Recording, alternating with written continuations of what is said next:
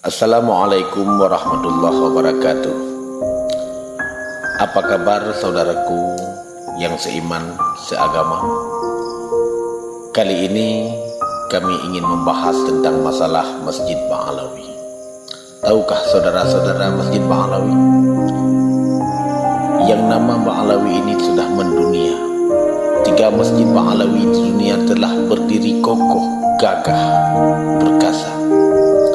Sekilas tentang 3 Masjid Ba'alawi di dunia, tentang masalah kabar wafatnya seorang ulama karismatik Aceh, yaitu Al-Alim Al-Alama As-Sayyid Al-Habib Muhammad bin Ahmad Al-Atas di Simpang Ulim, Aceh Timur.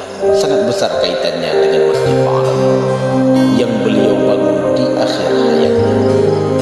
Kabar Masjid Center, namun sebahagian kita tidak mengetahui apa maksud Masjid Ba'alawi yang sering dikabarkan sebagai Masjid Ba'alawi ketiga di dunia.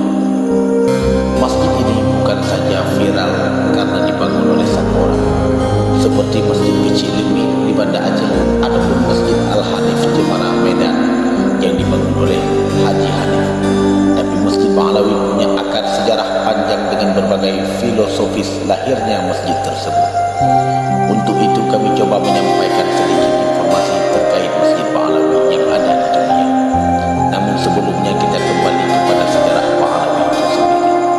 Ba'alawi adalah penisbahan nama marga keturunan Rasulullah SAW yang hijrah ke Yaman sekitar tahun 319 Hijriah.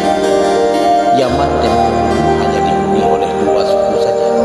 Pertama, suku Arab asli Yaman keturunan daripada Nabi Nuh alaihissalam, dan suku Ba'alawi keturunan daripada Rasulullah SAW yang hijrah ke Yaman pada abad ketiga.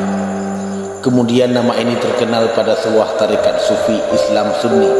Tarekat ini didirikan oleh Imam Muhammad bin Ali Ba'alawi, bergelar Al-Faqih An-Muqaddam, lahir di Tamrin, Yaman tahun 574 Hijriah ataupun bertepatan dengan tahun 1178 Masehi. Wafat beliau tahun 653 Hijriah ataupun bertepatan dengan 1256 Masehi. Tarekat ini berkembang pesat di tangan Imam Abdullah bin Alawi Al-Haddad. Penyebaran tersebarnya tarekat ini di Yaman, Indonesia, Singapura, Kenyan, Tanzania, India, Pakistan, Hijaz, dan sebahagian di Uni Emirat Arab. Jadi Masjid Ba'alawi adalah sebuah masjid yang penamaannya dinisbahkan pada suku keturunan Rasulullah SAW yang menetap di Tamrin, Yaman, yaitu di sebelah timur kota Tamrin. Dan masjid ini dibangun oleh regenerasi Ba'alawiyah yang ada di dunia. Setidaknya terdapat 3 buah Masjid Ba'alawi saja yang ada di dunia. Pertama, Masjid Ba'alawi Tamrin, yaitu di kota Yaman. Kedua, Masjid Ba'alawi Singapura. Dan terakhir, Masjid Ba'alawi di Aceh Timur, Indonesia. Berikut sekilas tentang Masjid Ba'alawi. 1. Masjid Ba'alawi Tamrin, Yaman. Masjid Ba'alawi Tamrin, Yaman pertama terletak di sebelah timur kota Tamrin, Yaman. Didirikan pada abad ke-6 Hijriah oleh Al-Imam Ali bin Alwi Al-Khalil Qasam. Kemudian dilanjutkan oleh Al-Habib Abdullah Ba'alawi bin Alwi Al-Quyur bin Fadluhul Muqaddam. Habib Abdullah dikenal sangat dermawan.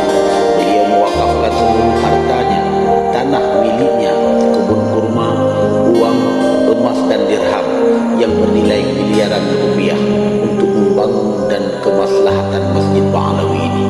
Karena itu masjid ini sangat makmur dari awal sejarah berdirinya. Harta sang Habib digunakan untuk pengembangan masjid. Masjid Ba'alawi Tamrin juga memfasilitasi orang-orang hijrah, penziarah dan santri yang ada dalam perjalanan musafir ilmu dengan menyediakan fasilitas dan makanan di bagian pojok masjid. Masjid ini juga menampung para miskin yang tidak ada tempat tinggal. Karena itu masjid ini sangat banyak dikunjungi oleh masyarakat dan menjadi sebuah masjid tempat beramal dan belajar para wali. Di masjid ini banyak lahir ulama-ulama yang belajar agama dari berbagai ulama dunia yang datang ke masjid ini. 2. Masjid Pahlawi Bukit Timah, Singapura. Masjid Pahlawi kedua terdapat di Singapura, didirikan oleh Al-Habib Muhammad bin Salim bin Ahmad bin Hasan Al-Atas pada tahun 1952 di Bukit Timah, Singapura.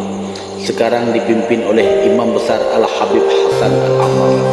Sejarah awal berdirinya masjid ini dibangun dengan tujuan sebagai tempat ibadah sebuah universitas, namun terakhir universitas ini ditutup. Akhirnya Masjid Pahlawi Bukit Timah ini dibuka untuk umum. Uniknya, fasilitas masjid ini bukan saja dibuka untuk kalangan muslim, tetapi setiap suku agama dibolehkan berkunjung ke masjid ini. Selain tempat ibadah, masjid ini juga sebagai museum yang mengkoleksi buku-buku klasik peninggalan Islam. Dan Masjid Pahlawi Singapura ini sudah menjadi ikon kerukunan umat beragama di Singapura. Jadi tidak heran jika para musafir yang datang ke negeri Singapura, baik urusan bisnis ataupun berwisata, memilih Masjid Pahlawi ini sebagai tempat penginapan sementara, termasuk para pelaku bisnis dari agama Kristen, Hindu dan sebagainya datang ke masjid ini. Masjid Pahlawi Simpang Kulim, Aceh Timur. Masjid Pahlawi ketiga di dunia terletak di desa Simpang Alur 2, Kecamatan Simpang Kulim, Aceh Timur, Indonesia, di sebuah provinsi paling barat di Indonesia. Masjid ini didirikan oleh Sayyid Al-Habib Muhammad bin Ahmad Al-Atas. Beliau adalah seorang ulama karismatik Aceh. Masjid ini baru saja diresmikan oleh Al-Ustaz Profesor Dr. Abdul Samad LCMA, atau yang lebih akrab disapa dengan UAS, seorang da'i internasional asal Riau, Indonesia pada tanggal 17 Januari tahun 2021. Masjid ini didirikan seorang diri oleh Habib Al-Habib sebagai amal ibadah beliau kepada Allah. Al-Habib Muhammad dikenal salih. Sejak kecil beliau sudah terbiasa dengan kebaikan. Pada usia remaja beliau hijrah ke Medan dan kemudian melanjutkan hijrah ke Jakarta sampai akhirnya beliau mengembara ke tanah suci Mekah Al-Mukarramah dan menetap di sana selama 13 tahun. Di usia senjanya beliau memutuskan kembali ke tanah kelahirannya Simpang Kulim, Aceh Timur dengan sebuah semangat ingin mendirikan sebuah Masjid Pahlawi ketiga setelah Singapura dan Yaman. Kedatangan beliau ke Aceh mendapat sambutan hangat dari berbagai kalangan. Hampir semua ulama, para pimpinan dayah dan tokoh Aceh datang menjumpai beliau. Setelah para tamu datang, beliau menunjukkan masjid yang sedang beliau bangun dan meminta untuk salat di sana. Jadi siapa saja yang datang bersilaturahmi dengan beliau pasti melaksanakan salat di Masjid Pahlawi ini. Beliau tidak pernah meminta bantuan kepada siapapun, termasuk kepada pemerintah. Karena itu, untuk mendukung cita-cita mulia beliau, para jamaah selalu memasukkan sedekah ke dalam celengan masjid dengan jumlah kecil ataupun besar. Uang tersebut beliau gunakan seluruhnya untuk mempercepat pembangunan Masjid Pahlawi miliknya. Akhirnya, dalam waktu relatif singkat, masjid ini selesai dengan cepat dan diresmikan tepat 1 hari sebelum beliau kembali kepada Allah Subhanahu wa Ta'ala yang usianya 70 tahun. Kelahiran beliau tahun 1942 dan beliau kembali ke rahmatullah tahun 2021. Selamat jalan guru kami Syekh Sayyid Al-Habib Muhammad bin Ahmad Al-Atas. InsyaAllah surga menantimu.